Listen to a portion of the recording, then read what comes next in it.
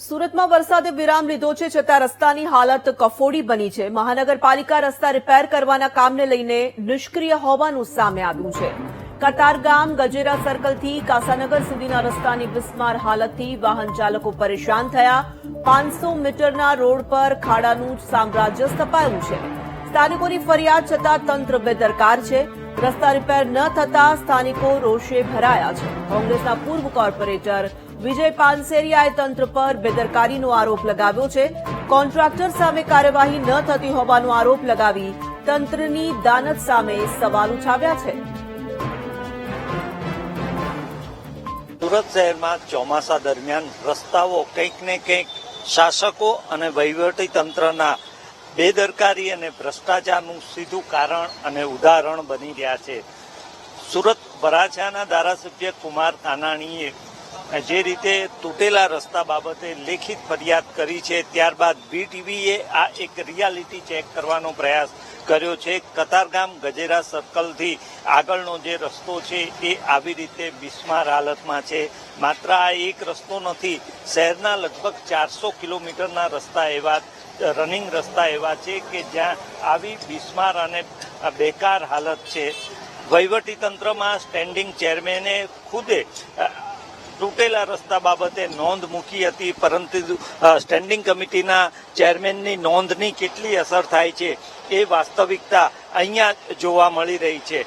શહેરના આ રસ્તાઓની સ્થિતિ અંગે જે વિગતો સામે આવી છે તેમાં પૂર્વ કોર્પોરેટર વિજયભાઈ આપણી સાથે છે, વિજય પાનસુરિયા, એમની સાથે વાત કરી અને વિગતો જાણવાનો પણ આપણે પ્રયાસ કરીએ। વિજયભાઈ, આ રસ્તાઓ જે તૂટેલા છે અનેક નોંધ મુકાઈ, છેલ્લે MLA કુમાર કાનાણીએ પણ નોંધ મૂકી છે, શું કહેશો? તમે જોશો કે સુરત શહેરના કોઈ પણ રસ્તા હોય, નાના મોટા તમામ પ્રકારના રસ્તાઓ ખરાબ થઈ ગયા છે, તૂટી ગયા છે। વાહન ચલાવવાની હાલતમાં નથી। તમે અત્યારની જે હાલના રસ્તાની જે પરિસ્થિતિ જોશો ખૂબ જ ખરાબ છે। ભાજપ શાસકો, સુરત મહાનગરપાલિકાના ભાજપ શાસકો વારંવાર વહીવટી તંત્રને નોંધ લખે છે, પત્રો લખે છે, વિપક્ષના નેતાઓ પત્ર લખે છે, વિપક્ષના સભ્યો પત્ર લખે છે, પરંતુ કોઈ પણ પ્રકારના શાસકો અને વહીવટી તંત્ર છે કોઈ પણ પ્રકારનું એક્શન લેતું નથી।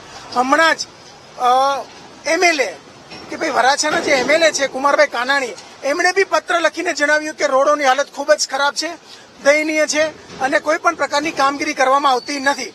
પરંતુ જે શાસકોની સામે સામે જે વહીવટી તંત્ર છે એ કોઈને ગાંઠતું નથી, કોઈને માનતું નથી। એ પછી શાસક હોય કે વિપક્ષ હોય, એમને ફક્ત પોતાની ઓફિસમાં બેસીને જ કામ કરવામાં રસ છે। રસ્તા પર આવીને આ રસ્તાઓની હાલત શું છે એ જોવામાં જરા બી રસ નથી। કટકીમાં રસ છે, કમિશનમાં રસ છે, પરંતુ રસ્તાઓ રિપેર કરવામાં રસ નથી। સુરત મહાનગરપાલિકાનું તંત્ર અત્યારે નોકરશાહી ચલાવતું હોય એ રીતે, નોકરશાહીનો વહીવટ રીતે ચાલતો હોય એ રીતે શાસન ચાલી રહ્યું છે। બીજી તરફ 2 દિવસની સંકલન મીટિંગ પણ કમિશનરે બોલાવી છે, તમે વહીવટને નજીકથી જોયેલો છે, આવી મીટિંગોથી ફેર પડે ખરો? 1% બી ફેર પડતો નથી। આ ફક્ત મીટિંગો કહેવા માટે મીટિંગો કરો। શું સુરત મહાનગરપાલિકાના અધિકારીઓ રસ્તામાં ફરતા નથી? શું એમને ખબર નથી કે કયા રસ્તાઓ તૂટેલા છે, કેટલા રિપેર કરવા જોગ છે? નામના ખાતર જ ફક્ત મીટિંગો કરવામાં આવે છે। 2 દિવસની મીટિંગ કરશે, પછી કહેશે આ રોડ રસ્તાઓ તૂટેલા છે। આજ દિન સુધી સુરત મહાનગરપાલિકામાં 28 જેટલા કોન્ટ્રાક્ટરો, રજીસ્ટર્ડ કોન્ટ્રાક્ટરો છે। કેટલા કોન્ટ્રાક્ટરો સામે પગલાં લીધા, કેટલાને દંડ કર્યો, કેટલાને બ્લેકલિસ્ટ કર્યા? એકને બી નહીં। શું કામે કે ભાજપ શાસકો અને સુરત મહાનગરપાલિકાનું વહીવટી તંત્ર બંને હળીમળી અને કટકી કરે છે, હળીમળીને ભ્રષ્ટાચાર કરે છે। નામ ખાતર જ આ મીટિંગો કરવામાં આવે છે, એનો ભોગ આ સામાન્ય જનતા બનતી હોય છે। આ જે વાહન ચાલકો છે એમને એનો ભોગ બનવું પડતું હોય છે। એટલે જ તે આ બંને શાસકો એટલે ભાજપ શાસકો અને વહીવટી તંત્ર મળેલા છે। મીટિંગો ફક્ત નામની હોય છે, બાકી એમને કામમાં રસ નથી, ફક્ત ને ફક્ત ભ્રષ્ટાચારમાં રસ છે। ચોક્કસ, હું ફરીથી દ્રશ્યો બતાવીશ કે જે રીતના આ દ્રશ્યો અહીંયા જોવા મળી રહ્યા છે એ ખૂબ જ દુઃખદાયક કહી શકાય। છેલ્લા 1-1.5 મહિનાથી આવી જ પરિસ્થિતિ અહીંયા જોવા મળી રહી છે અને આવી જ પરિસ્થિતિમાં આ રસ્તા જોવા મળી રહ્યા છે। કાકા, કેટલા ટાઈમથી આ રસ્તો આવો છે?